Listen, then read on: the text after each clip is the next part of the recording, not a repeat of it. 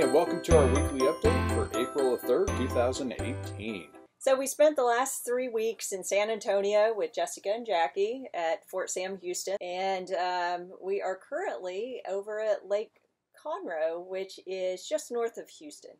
In San Antonio, we took in quite a bit of the sites. We started with the Alamo and the Riverwalk, went down with Jess and Jackie that day. Jessica isn't a big history fan, but Jackie seems to enjoy history somewhat. So they were kind enough to go along with us. Jackie did want to go see the Alamo, so, we're going to go there anyway. Why don't you go with us? Having been raised in Texas for a few years, I got to do a lot of the Texas history and the history of the Alamo. So this is my third visit to the Alamo, but I do enjoy the history of it. Yeah, I've been there. We went there a couple years ago, too. So it was nice to see again. I don't believe that I really picked up on anything new from the last time, which is a little odd. Typically, when I feel like when I revisit a site, I'll see new things as far as something I missed. So we must have done a pretty thorough job last time we were there. We did do something different on the Riverwalk this time. We actually took the canal boat and did the canal tour. So that was boring. It wasn't boring. It wasn't boring at all. It actually was. It was kind of nice because we saw different parts of the Riverwalk that we hadn't previously had experienced. So yeah, I saw some things I didn't see last time. I'm happy with it. We also went to the north side and visited the Witte Museum, which is a science center museum in the history of Texas as far as animals and prehistoric wildlife and the settlers of early years. Yep, we took a trip to the zoo the following weekend. Got to go see the birds of San Antonio. The theme of that zoo definitely seems to be birds. There were just all sorts of birds everywhere. Are you saying the San Antonio Zoo has gone to the birds? No, man. One of the things we've realized as we travel is getting memberships pay. Last year we bought a membership to the Science Center when we were in Minneapolis. You can visit any science center practically in the United States with the ASTC membership.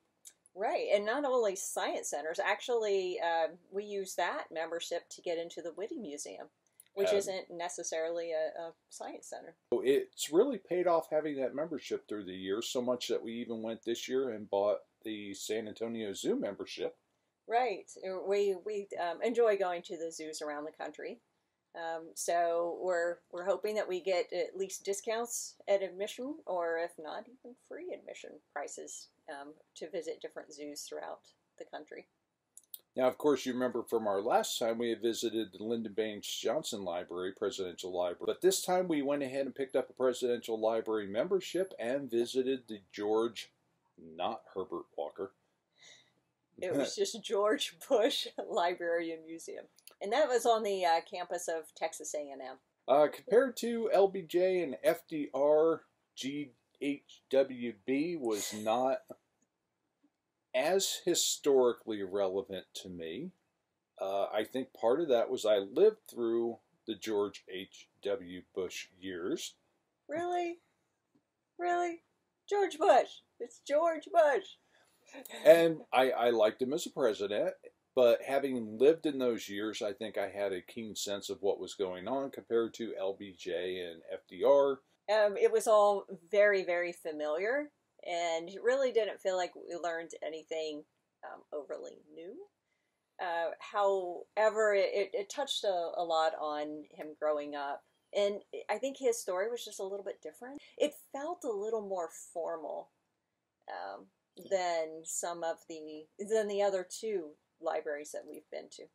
The other libraries were much more interactive. They had replicas of what George Bush interacted with. They had a replica of the car he drove to Texas in. They had a replica of the plane that he flew in the war. They had a replica of just about everything. Nothing really officially new other than a presidential limousine. I learned that he had a bit of a sense of humor. I mean, something I guess that never really realized or looked for, during his presidency. So when he got to China, he wanted to fit in with the locals. So he and Barbara rode bikes around instead of taking the official transportation that was provided. They were trying to have a 4th of July celebration, so he asked the army or somebody to transport hot dog buns, hot dogs. Oh, and while they're at it, potato chips, dips, and it was funny. Which, if you've eaten Asian food long enough, there's a great taste to it. But after about a week and a half, you're ready for anything American. That just me before the week and a half is up. But for you, you're probably at that week and a half. When we left the George Bush Library, the bluebonnets were in full bloom. So I guess the Texas tradition, you have to go out and lay down in the bluebonnets and have your picture taken. I think it's a springtime event. There were tons of cars pulled over on the side of the road, and it was a pretty field of bluebonnets. While here, I got to spend a nice Easter with family. Got to go down with Dad to an Easter service. Went and saw the movie Paul. Nice Christian film. Didn't even know it existed until we got there. A little more advertisement, people, would be great. And we got to spend time with Chrissy and Andrew and around the fire, so good family time. So tomorrow we leave towards Dallas. We'll be hitting the George W. Bush Presidential Library. Yeah. HW? No, just George W. Bush Presidential Library in the Dallas area. We might make it back to Daley Plaza. Yeah, so we'll see if that works out. Just not exactly sure what our timeline looks like.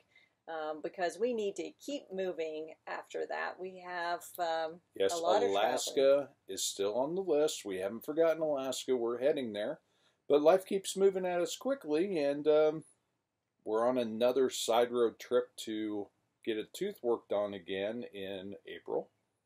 So all the way back to Columbus to visit the same dentist, then all the way back to Kansas, then on to Alaska. We have to make sure that this guy here is all ready to go with us, and that we have everything. Aren't you cute? Yeah, he's so tired.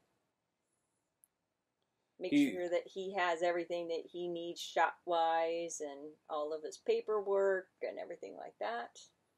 Yeah. Crossing the border. Crossing the border, going to become a Canadian. Stretch.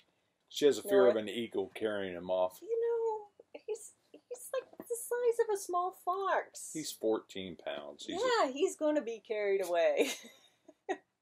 So we're going to make sure that doesn't happen. Poor guy. Thank you for joining us this week, and don't forget to like and subscribe. Take care. See you on the road.